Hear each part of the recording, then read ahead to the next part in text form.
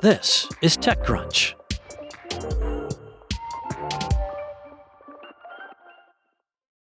Martinez, California is about as far away as you can get from Silicon Valley and still be in the San Francisco Bay Area. Perched on the northeast edge of the bay, the small city is home to Hello Robot, a startup that itself is about as far as one can get from the maximalist promises of its robotics rivals 45 miles to the south.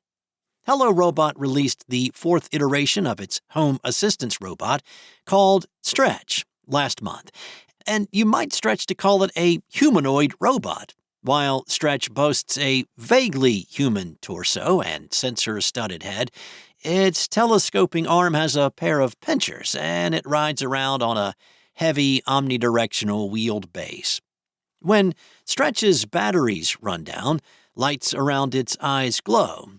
Blaine Motalovich, an engineer at the company, jokes, "It looks angry." Hello Robot, founded back in 2017 by CEO Aaron Edsinger, a former director of robotics at Google, and CTO Charlie Kemp, a professor at Georgia Tech, is not building a foundation model or promising to take over every job a human can do.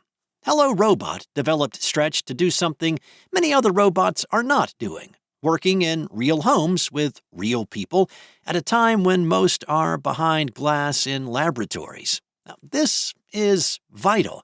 While the latest advances in artificial intelligence promise more capabilities for robots, there is a dearth of useful training data. And while simulation is improving, investors are increasingly focused on deployment. Bullhound Capital wrote in a report on the sector published last week, companies that deploy first accumulate site-specific recovery loops and workflow tolerances that no competitor can buy or synthesize.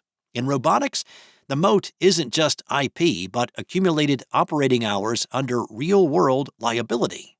Keith Platt, an investor in Georgia who now sits on Hello Robot's board, invested in the company after taking on Stretch as a housemate. Now, you see, Platt became quadriplegic in 2021, only able to control parts of his shoulders, neck, and head.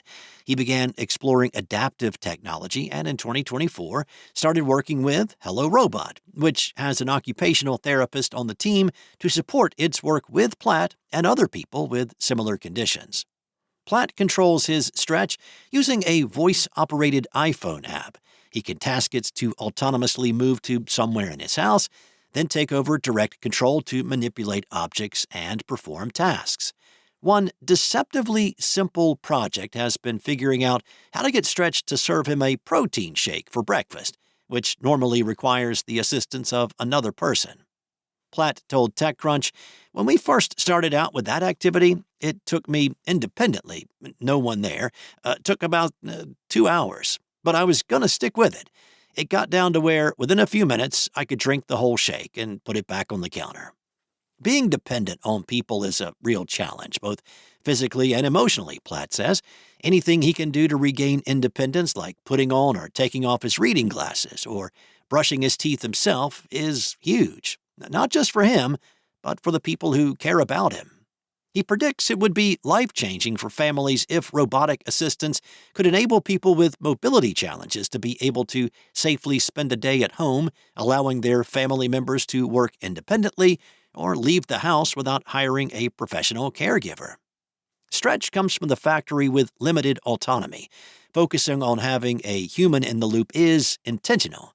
Matalovich said, "Being in control is a feature. It's desired to be embodied in the robot." And Platt points out he doesn't worry about Stretch falling over if it suffers an error. For all the money flowing into startups designing brains for robots, their bodies still leave a lot to be desired. While components are getting cheaper, the state-of-the-art still delivers heavy limbs that require high energy and active balancing. A robotic hand and arm weighs much more than a human's, and physics is unforgiving.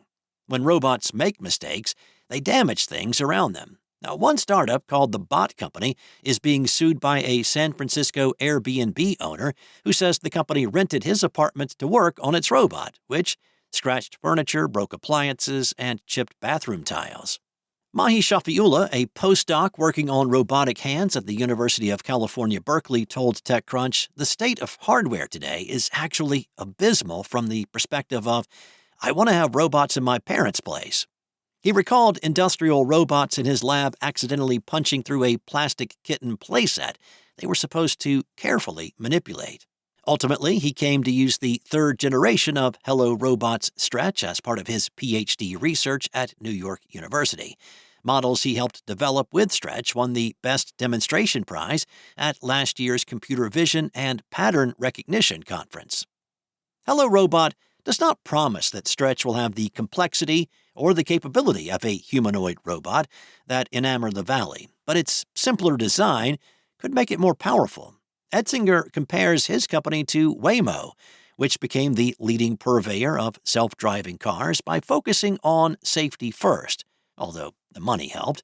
One leader in this field, 1X, was the subject of significant attention last year when it unveiled a humanoid robot called Neo that people could buy to perform chores in their homes. The company says that it sold out of the 10,000 Neos it plans to build this year, but as of yet, none have actually been delivered.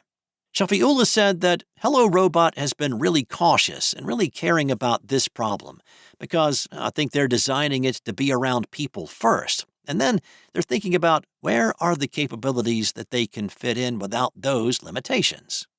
Stretch 4 costs $30,000, which is kind of affordable for a robot, which is a bit more than robots from Chinese manufacturers, although Etzinger notes that those often do not come with sensors or software included, add-ons that ultimately drive up the price. He expects to manufacture between 200 and 300 at the company's Martinez headquarters, with the first run already sold out.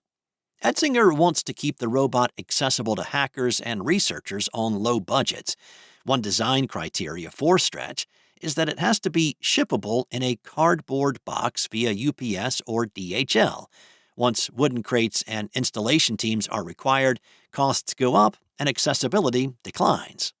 Hello Robot's customers include researchers who use Stretch to test out increasingly sophisticated AI brains, enterprise customers who are testing Stretch's utility in settings like data centers, and people working to develop in-home aids for people with disabilities. The combination of the robot's comprehensive sensor suite, physical capabilities, and safe operations could make it a candidate to fill out the hopes of physical AI believers.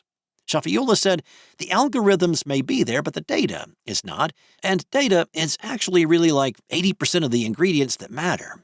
Having a robot that can safely collect that data is another step forward, and Hello Robot intends to keep iterating. The lessons from the rollout of Stretch 4 promise to feed into the company's next bot, which could drive down the price and increase the capabilities enough to realize a vision of robot-human collaboration at home. That's all for now. For the latest tech news, go to TechCrunch.com.